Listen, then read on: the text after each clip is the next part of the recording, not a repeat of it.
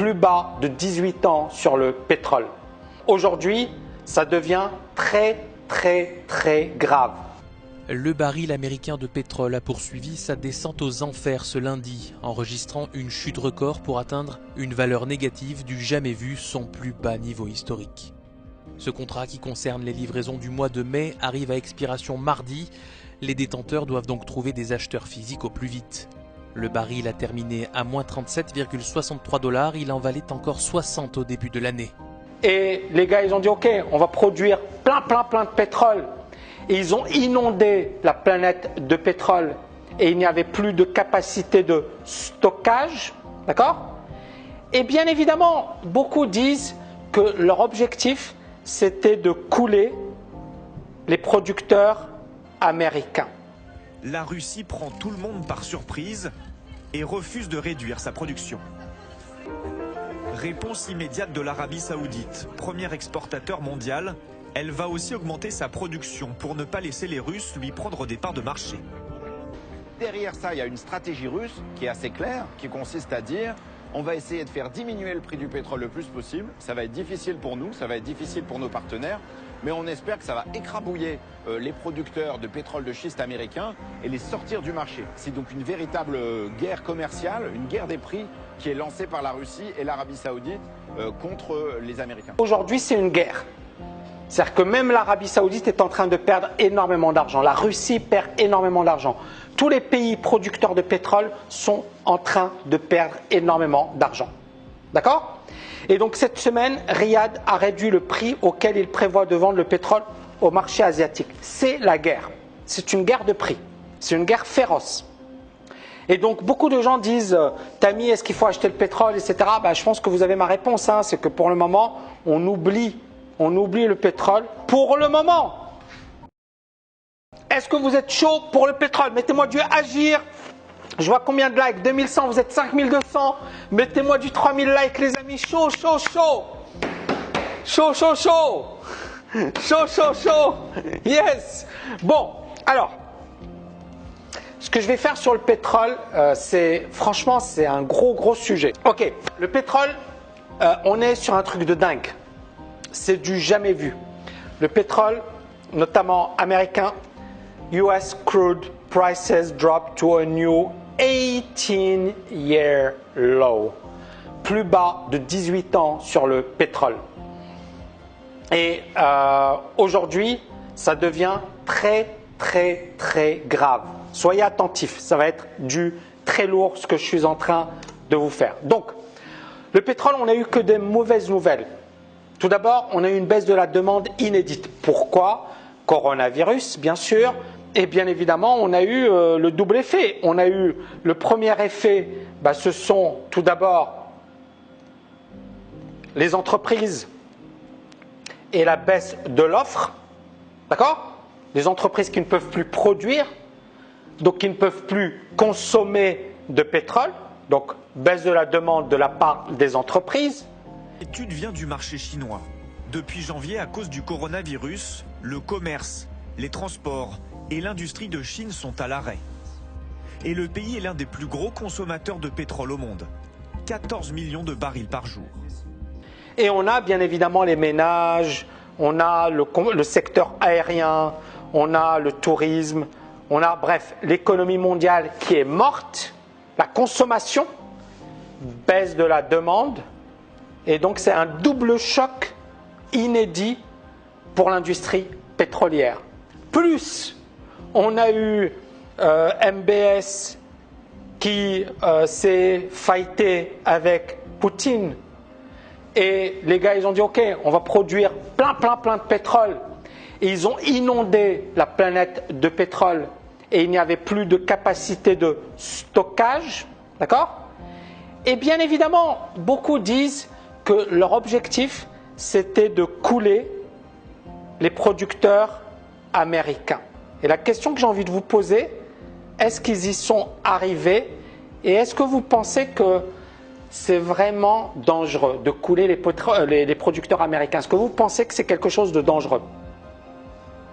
Submergée par un excédent d'offres, la demande de pétrole ne suffit plus et les prix dégringolent. Si vous regardez les choses sous cet angle, bien sûr, les gens vont faire des économies sur leur plein d'essence. C'est incroyable sur beaucoup d'aspects. Ça va aider les compagnies aériennes. Mais en même temps, c'est très douloureux pour l'une de nos plus grosses industries, l'industrie du pétrole. C'est incroyable ce qui se passe. Par endroits, le baril est même tombé sous la barre des 5 $, alors qu'il peut coûter jusqu'à 80 $ à extraire, comme ici en Alaska. Les États-Unis ont beaucoup à perdre, et les pays du Golfe l'ont bien compris. En augmentant leur production, ils affaiblissent leurs concurrents. C'est super important. Donc, pourquoi cette baisse s'est aggravée? Tout d'abord, l'OPEP+, n'a pas réussi à calmer les marchés financiers. Si vous vous en rappelez, la semaine dernière, il y avait normalement une réunion exceptionnelle de l'OPEP+. Et l'idée, c'était de dire on va arrêter de produire, on va calmer le jeu. Trump a tapé du poing sur la table, il a appelé Poutine, il a appelé MBS, il leur a dit oh les gars, réconciliez-vous, il faut calmer le jeu. Pourquoi Trump les a appelés? Pourquoi c'était si important? Parce que qui est le premier producteur de pétrole au monde? Dites-moi, qui est le premier producteur de pétrole au monde aujourd'hui? C'est ça la raison fondamentale de cette crise, Pascal Boniface. Washington cannibalise le marché du pétrole. Ah oui, effectivement, parce qu'ils étaient auparavant à 4 millions de barils le jour. En 2010, ils en sont à 13 millions. Ils sont devenus le premier producteur d'or noir, doublant l'Arabie Saoudite et la Russie. Et donc c'est déjà une concurrence terrible pour la Russie.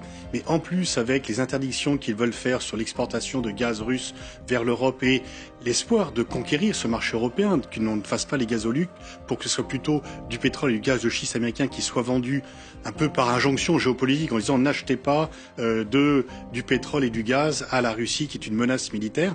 Là, c'est un défi fondamental pour la Russie. Et si Moscou peut agir pour balayer quelques entreprises américaines et qu'il y ait quelques faillites, il va y avoir des faillites au Texas. Et donc, ça sera une victoire. Moscou est capable de faire le dos rond par rapport à ses objectifs majeurs, qui est de ne plus subir de façon trop durable la concurrence du pétrole et du gaz de schiste américain. Les États-Unis, c'est les États-Unis. Est-ce que vous comprenez pourquoi la baisse du prix du pétrole pose problème maintenant? Parce qu'il y a beaucoup d'argent, beaucoup d'entreprises, beaucoup d'emplois et beaucoup de prêts, de crédits. Et ça devient quasiment un risque systémique. Je m'explique et je vais tout vous expliquer. Les entreprises pétrolières, d'accord, elles ont émergé dans les années 2010 vraiment. Et à un certain moment, on a eu ce que l'on appelle le pétrole de schiste, je mets PS, d'accord, qui a concurrencé le pétrole classique, traditionnel. Et donc, l'idée, c'est que ça coûte plus cher, mais pour les États-Unis, ça leur permet une certaine indépendance. D'accord? Ça leur permet une autonomie. Et donc, pour la première fois, les États-Unis sont autonomes, sont indépendants et sont le premier producteur de pétrole de la planète. Et donc, qu'est-ce qui s'est passé? On a eu, en 2014, un crack. Et pourquoi on a eu ce crack? Tout simplement parce qu'on a eu trop d'offres. Pétrole de schiste, plus le pétrole des pays de l'OPEP. Donc on a eu une surproduction, forte baisse du prix du pétrole. Est-ce que ces entreprises étaient profitables? Je vous pose la question. Est-ce qu'elles gagnaient de l'argent dans ces conditions? Scott pilote cette tour de forage. Il produit 500 barils par jour. Mais avec un prix en baisse de 70%, difficile de rester rentable. On a à peu près 15-20% de nos puits qui sont à l'arrêt car ce n'est plus rentable de produire. Ça nous coûte de l'argent de produire. Un tiers des employés ont été licenciés. Pour garder son emploi, Scott a dû faire des sacrifices. Il a baissé son salaire de 20%. Ce n'est pas un job facile. On mérite chaque centime qu'on gagne. Il y a beaucoup d'entreprises qui ferment ou font faillite. On entend souvent parler de plans sociaux et de gens qui perdent leur emploi. Le comté de Kern a longtemps été le premier producteur de brut du pays. Ici, les puits de pétrole s'étendent à perte de vue.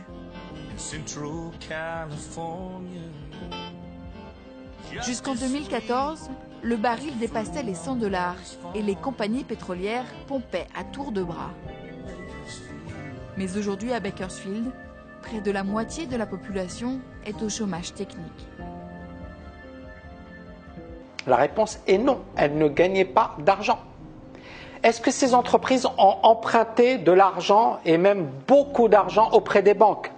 La réponse est oui. Est-ce que les banques, si elles ont des entreprises qui font défaut, c'est-à-dire qu'elles prêtent de l'argent à des entreprises et que ces entreprises, elles sont en faillite, est-ce que ça va mettre les banques en difficulté? La réponse est oui. Vous comprenez pourquoi on parle d'un risque systémique. Parce que le poids des entreprises pétrolières aux États-Unis, c'est non seulement les entreprises en elles-mêmes, c'est-à-dire les emplois, ce qu'elles représentent, etc., mais également l'exposition des banques sur ces entreprises. Les banques ont prêté énormément d'argent à ces entreprises. Est-ce que vous voyez le problème? Depuis 2008, l'Oklahoma a développé sa production grâce au fracking, qui permet d'aller chercher le pétrole coincé dans la roche. Une technologie très sophistiquée et très coûteuse que seules les multinationales peuvent s'offrir. Ça coûte très cher à forer et donc souvent ils ont un prêt bancaire et une dette à rembourser en plus de devoir rapporter de l'argent à l'entreprise. Donc beaucoup de puits horizontaux ont dû fermer et beaucoup de multinationales font faillite.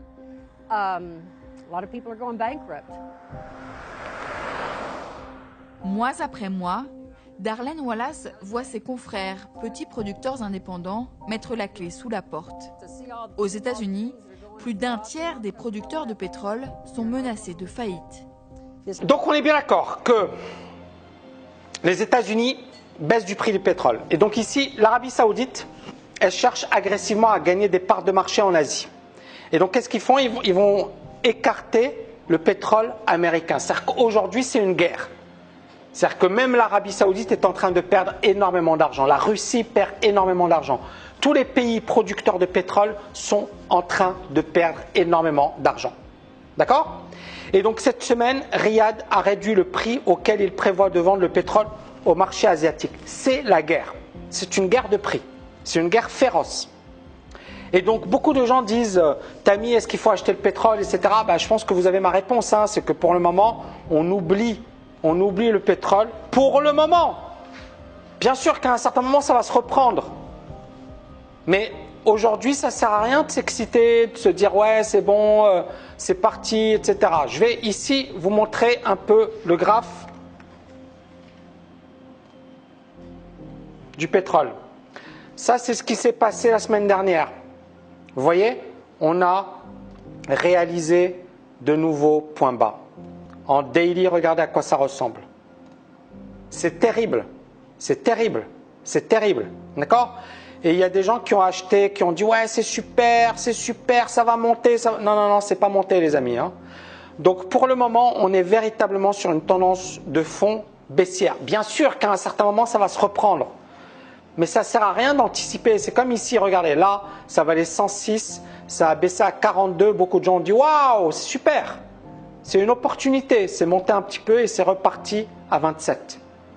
Ce que je veux dire, c'est qu'on ne sait pas quand est-ce que ça va se finir. On ne sait pas, donc n'essayez pas d'anticiper. Et puis si vous tradez voilà, comme des pros, pas comme des amateurs.